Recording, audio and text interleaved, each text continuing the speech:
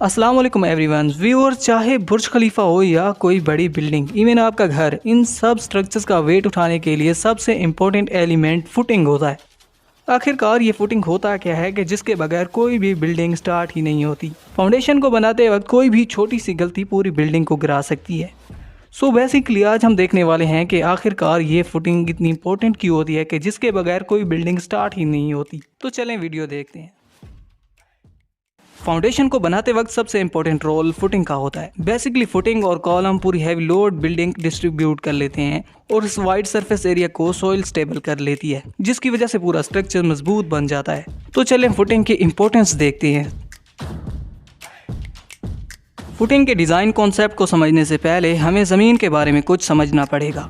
Basically engineers को decide करना पड़ता है कि जिस जगह स्ट्रक्चर्स को तैयार होना है वो एरिया हैवी लोड को बर्दाश्त करने के काबिल है या फिर नहीं। बेसिकली बॉयज़, अभी हम फुटिंग की इंपॉर्टेंस के बारे में कुछ आपको समझाने वाले हैं। व्यूअर्स, अगर मिट्टी भी सही है और एक्सकवेशन भी कंप्लीट हो गई है, लेकिन जब तक मिट्टी को दबाया ना जाए और उस जगह स्ट्रक्चर्स को बना दिया जाए, वो भी बगैर फुटिंग के। अब आपको पता है कि मिट्टी को ज़्यादा दबाया नहीं गया है और इस जगह फुटिंग भी नहीं है, और इस लेयर को सिविल इंजीनियरिंग में हार्ड स्ट्रेटा कहा जाता है। इस हार्ड स्ट्रेटा पर कॉलम लगाकर लोड को ट्रांसफ़र कर दिया जाए और इसे मिट्टी से कवर कर दिया जाए। तो इस प्रोसेस के साथ मिट्टी स्ट्रक्चर का लोड तो बर्दाश्त कर लेगी, लेकिन टाइम गुजरने के साथ स्ट्रक्चर्स और कॉलम का लोड सॉइल को ज़्यादा स्ट्रेस देगा। ये स्ट्रेस मिट्टी की सलाहियत पर बुरी तरह से असर करेगा, जिसकी वजह से आपका स्ट्रक्चर इम्बैलेंस हो जाएगा और इसमें क्रैक्स पड़ सकते हैं। इवन ये पूरी बिल्डिंग भी गिर सकती है।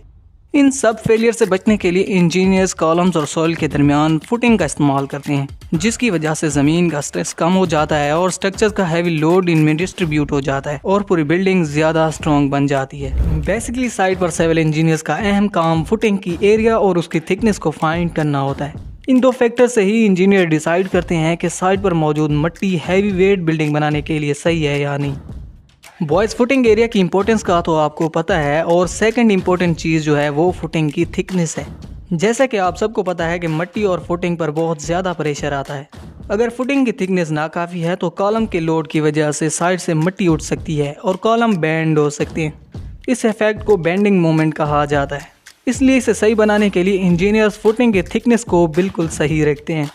इन सब क्लियरेंस के बाद बिल्डिंग बहुत ज़्यादा स्ट्रॉन्ग बन जाती है। इसलिए आंधी आए, तूफान हो, इवन फ्लड भी आए, तब भी बिल्डिंग स्ट्रॉन्ग रहती है। बेसिकली ज़्यादातर ठेकेदार 4 फुटिंग के दरमियान में से फैसला करते हैं, जिसमें नंबर 1 पर इंडिविजुअल फुटिंग आती है, सेकंड पर कंबाइंड फुटिंग, नंबर 3 पर स्टेप फुटिंग और नंबर 4 पर राफ्ट फुटिंग आती हैं। बेसिकली इंडिविजुअल फुटिंग सबसे आम फुटिंग की किस्म है, जिसमें आमतौर पर छोटी छोटी बिल्डिंग को बनाने के लिए इस्तेमाल किया जाता है। सेकंड नंबर पर कंबाइन फुटिंग आता है, जिसे 2 या 2 से ज़्यादा दीवारों को आपस में कंबाइन करने के लिए यूज़ किया जाता है, जो एक दूसरे का हैवी लोड आपस में डिस्ट्रीब्यूट कर लेते हैं। नंबर 3 पर स्टेप फुटिंग आते हैं। स्टेप फुटिंग का इस्तेमाल एक लंबी फाउंडेशन की दीवार को सहारा देने के लिए किया जाता है। और last but not the least, raft footing.